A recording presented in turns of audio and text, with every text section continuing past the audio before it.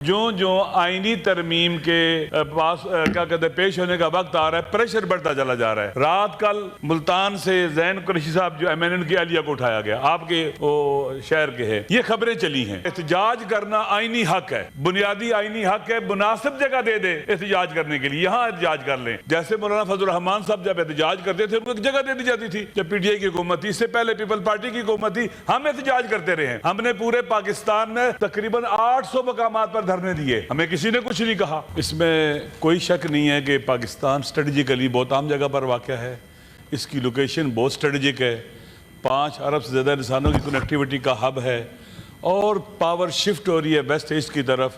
یہ جو ٹکراؤ ہے غزہ میں، فلسطین میں اور ویسٹرن ایشیا کے اندر، اس ٹکراؤ کا اینڈ شفٹ آف پاور کا جو سلسلہ ہے وہ فاسٹ ہونا ہے۔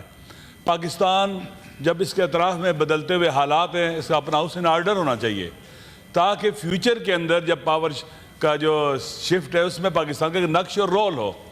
شنگھائی کوآپریشن جو آرگنائزیشن ہے یہ بہت اسٹریٹجک ہے، اور برکس بھی بہت اسٹریٹجک ہے، ابھی برکس کا بھی اجلاس ہونے والا ہے۔ لہذا پاکستان کے اندر میرے کاش ایسے ہوتا کہ چین کا صدر آتا، پوٹن آتا، جیسے باقی جگہوں پر جب شنگھائی کوآپریشن آرگنائزیشن کے اجلاس ہوتے ہیں تو یہ لوگ جاتے ہیں۔ اس طرح سے ہوتا کہ دنیا کے جو اس کے ممبر ممالک ہیں ان کے پریزیڈنٹس آتے، بڑے لیول کے وفود آتے تو اور بہتر ہوتا پاکستان کے لیے۔ بہرحال یہ ایک اچھی چیز ہے کہ پاکستان ایک ایسے ایسٹرن حوالوں سے ایک ایسے آرگنائزیشن میں چلا گیا جس کا فیوچر ہے۔ دیکھیں جناب، یہاں ہمارے سینئر سینیٹر صاحب ارشاد فرما رہے تھے کہ پاکستان کا بہت خوبصورت امیج ہے، اس میں اچھے رنگ بھرنے چاہیے۔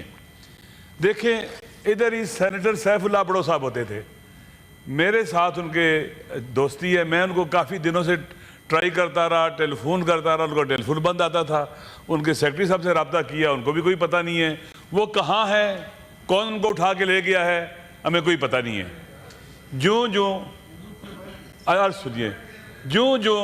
جو آئینی ترمیم کے پاس کیا کہتے ہیں پیش ہونے کا وقت آ رہا ہے، پریشر بڑھتا چلا جا رہا ہے۔ رات کل ملتان سے زین قریشی صاحب جو MNN کی اہلیہ کو اٹھایا گیا، آپ کے شہر کے ہیں، یہ خبریں چلی ہیں، اور یہ بہت ہی قابل مذمت چیزیں ہیں، ایسا نہیں ہونا چاہیے۔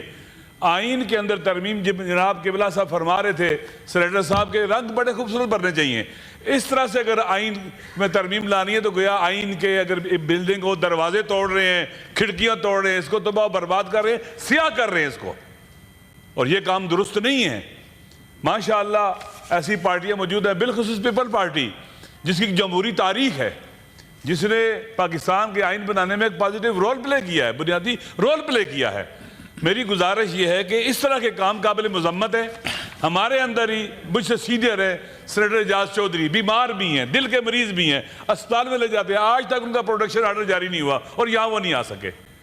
ہمیں جمہوری قدروں کو، میں نے جب آیا تھا میں کہا میں پہلی بار آیا ہوں، میں آپ سے سیکھنا چاہتا ہوں جمہوری روایات، آئین، رول آف لا، آئین کی سپریمیسی، اور جو قوانین کے علاوہ جو روایتیں ہوتی ہیں، جو جیسے کہتے ہیں کہ برطانیہ کا آئین نہیں ہے، وہاں روایت چلتی ہے، تو ہم ان روایات، اچھی روایات جو قائم ہو جائے آنے والی نسلوں کے لیے، یہ قابل مذمت چیزیں ہیں، درست نہیں ہیں۔ اور احتجاج کرنا آئینی حق ہے، بنیادی آئینی حق ہے، مناسب جگہ دے دے احتجاج کرنے کے لیے، یہاں احتجاج کر لیں۔ جیسے مولانا فضل الرحمان صاحب جب احتجاج کرتے تھے ان کو ایک جگہ دے دی جاتی تھی، جب PTI کی حکومت تھی، اس سے پہلے پیپل پارٹی کی حکومت تھی، ہم احتجاج کرتے رہے ہیں۔ ہم نے پورے پاکستان میں تقریباً 800 مقامات پر دھرنے دیے، ہمیں کسی نے کچھ نہیں کہا۔ یہ روایت باقی رہنی چاہیے، موجودہ حکومت کو بھی سیکھنا چاہیے اپنے پارٹنر سے، اپنے ایلائی سے، اور ڈنڈا لے کے نہیں چڑھ دوڑنا چاہیے بچوں کے اوپر۔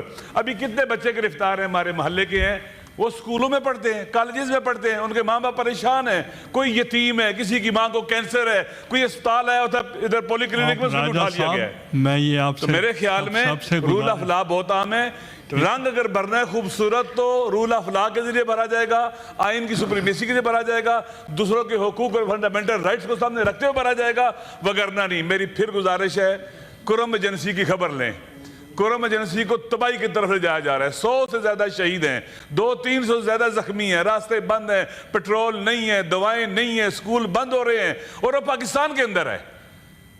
میری گزارش ہے کہ خبر لیں, وزیر داخلہ صاحب سے کہیں وہاں جائے, پوچھے کیوں ایسے ہو رہا ہے.